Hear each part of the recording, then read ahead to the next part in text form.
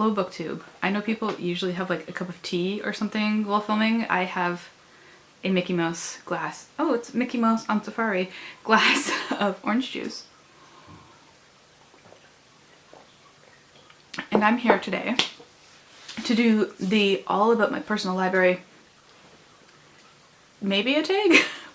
I think it has evolved into a tag. First person's channel I saw it on was Middle of the Book March. And I went back and found Shelley Swearingen, who I think started asking the questions. Yeah, so let's get into it. Question 1, do you have some books around, or do you think yourself as having a collection or a personal library? I don't call it a library personally. I don't know why. It's just, I don't have a particular reason not to do that. I just never call them that. I just say that's my books. Those are my books. You know, because, I don't know, library seems like hoity-toity. Oh, I got a library. I got this whole separate room of just books. And I'm totally not that person. But they also aren't just lying around. They are corralled on my shelves. And my TBR card. Yeah. And oh, I have my e-reader over there. That's what I was reading last night. I'm like, do I have any other books lying around? I don't think so. Even like the whatchamacallit, coffee table books, they're on the shelf. Oh, and I have 2 Bibles over there. That's where all my books are. Second question, what does a collection or personal library mean to you? When I think of personal library, as I said before, I think of like a dedicated room for your books. And throughout my life, my books have just been like in my bedroom. When I had my own apartment, they were in my living room. And now, where I live now, they're back in my bedroom. But I have a huge bedroom, so like I don't mind having them in here. And a collection, to me, is something that you have. Like you buy it just to have it, not necessarily to read it. And those two are like separate things in my mind. Like a library, my books and collections are different things. And I do have collections. I do. I have a collection of Bibles, a collection of older books, a collection of children's books, and Wheel of Time different editions. Like I'm not going to read all those editions, but I will reread Wheel of Time. I have read Wheel of Time. So it's kind of an interesting collection. And then books about Wheel of Time, and then books by Robert Jordan outside of Wheel of Time. Let's stop talking about Wheel of Time. Number 3, what is your personal library for? They're for me to read, and for decoration. I love my shelves. They're just really nice to look at. And I used to have these really, if you look back at my older videos, I used to have like these really unstable like square shelves, and they weren't actually bookcases, they were closet organizers. And like if they weren't crammed together, they would like start leaning sideways and stuff like that. So like these shelves are definitely an improvement. Yeah, and the books are just for me to read. I'm not very good at lending out my books. If I want you to read a book that badly, I will buy the book for you. Question 4, where is your personal library? Contained to a single room or spread out all over the house? I said before, it's all in this room. Even the books that are randomly placed. Like my room's like 19 by like 14. It's a huge room. So like I have a desk over here and a bed over here and my shelves back here and like things that like it's a big room, but all my books are in this room. Yeah. The books stay here unless I take them with me wherever I go. Like where I work, I can read on certain shifts, so I bring a book with me. And then on my computer. I have a lot of books on my computer as well. I have a large digital collection, and we're going to talk about that in the next question. Question number 5, how many books make up your personal library?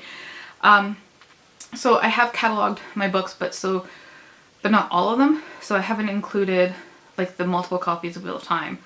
And I haven't included my collection, so I haven't included all the Bibles, all the old books. I'm trying to think of what else is not. All my comics aren't included. My children's books aren't included.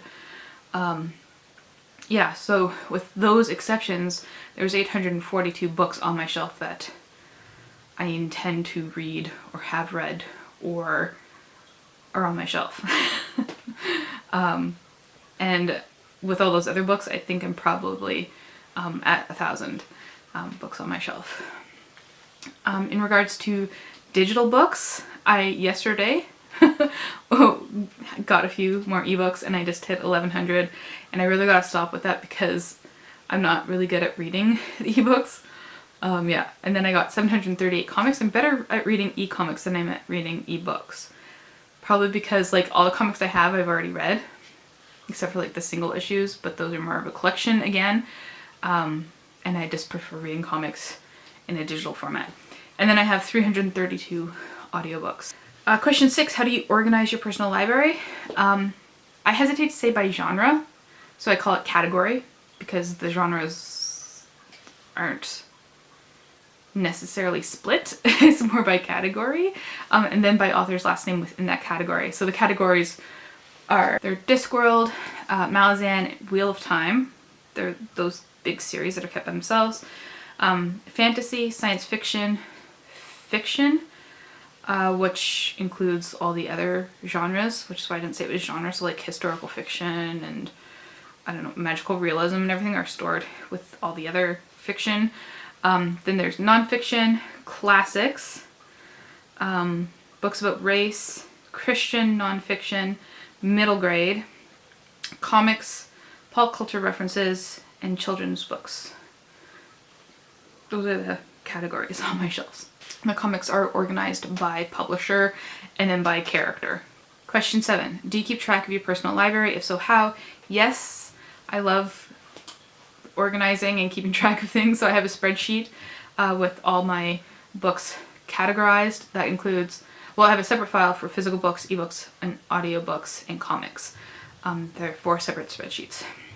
But they're categorized generally by author, title, genre, and subgenre, page count, whether they're part of a series and what that series is, the year they were published, gender of the author, the race or country of the author or both, whether I've read it or not, and then notes on things like whether it's LGBTQ+, written by a disabled author, those kind of things. And then again with publishers, there's a place for artists and a place for publishers.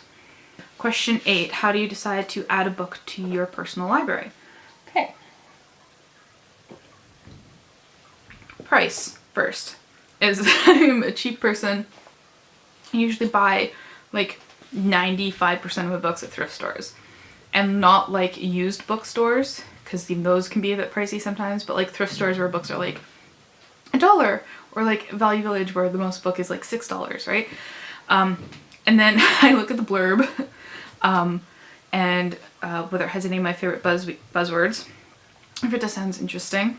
If it's on my intangible list of books I want, so like being part of BookTube, being a part of, you know, like the online book community, I hear about books and I kind of have this list in my head of books that I've heard of.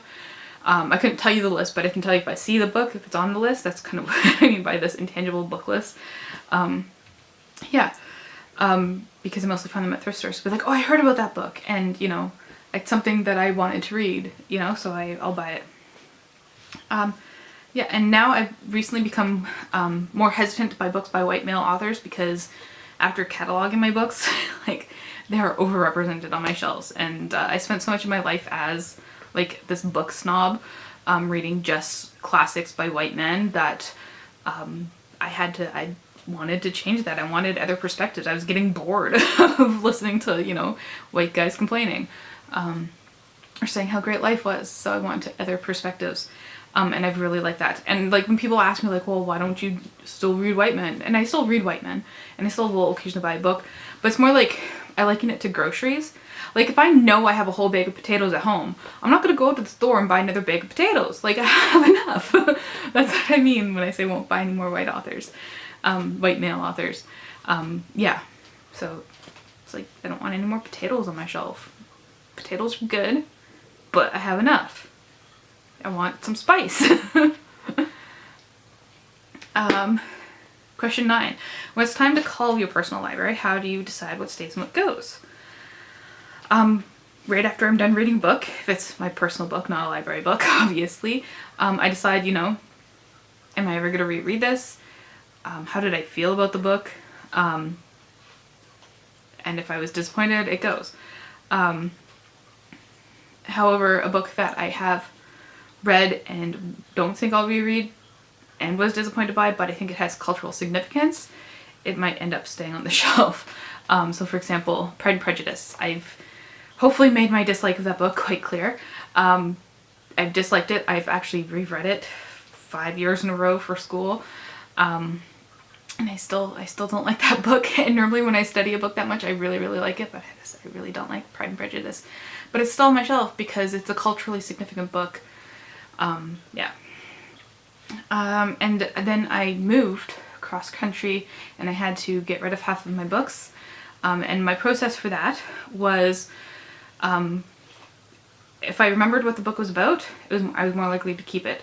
If I felt myself having to look at the flap to remind myself what the book was about, I just got rid of the book. If I don't remember what the book's about, I honestly don't really want to read it that much. Next was if I could easily replace it at a thrift store. You know those, you see those a lot of classics at bookstores, and stuff like that. So I know like books that I've seen a lot at thrift stores. Like, well, if I could easily replace it for 50 cents, let's just get rid of the book. If I had sentimental attachments to that specific copy, it stayed.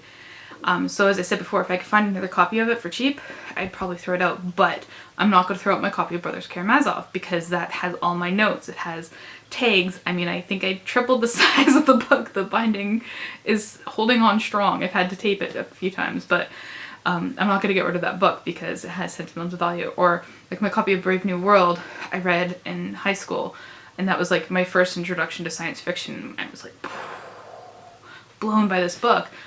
You know, I'm not going to get rid of that book. Yeah. And the next criteria is, I guess, what everyone else thinks too, is if I was still interested in reading it or not. If I'm not interested in reading it, then it's gonna go off the shelf. Yeah, okay. Question 10. Does your personal library have books you haven't read or may not read? Yes.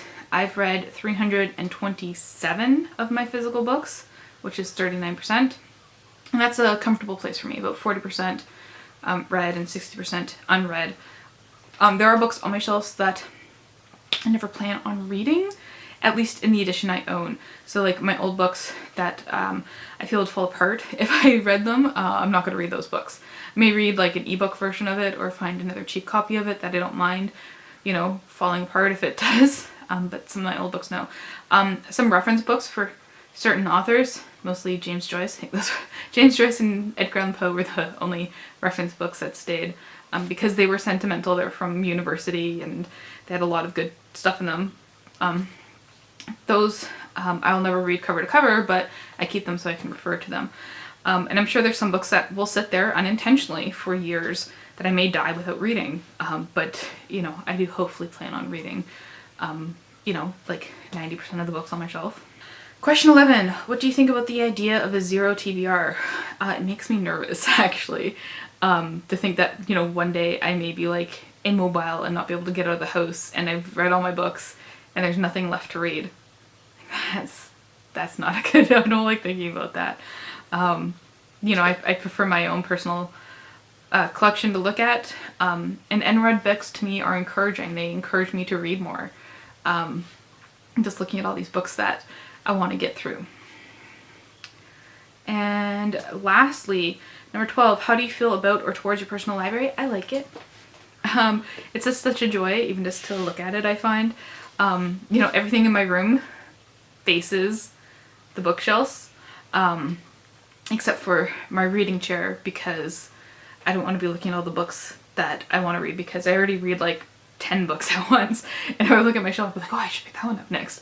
And I gotta like not do that. But like my bed and my desk face the bookshelf so that I can occasionally look up and be like, oh, those are so pretty. Yeah, I like my personal collection and how eclectic it is. I attribute that a lot to thrift stores. Yeah, so that's it. The personal library tag. If you have books, not a book, if you have books, you're tagged. I hope you have books. Thank you for watching.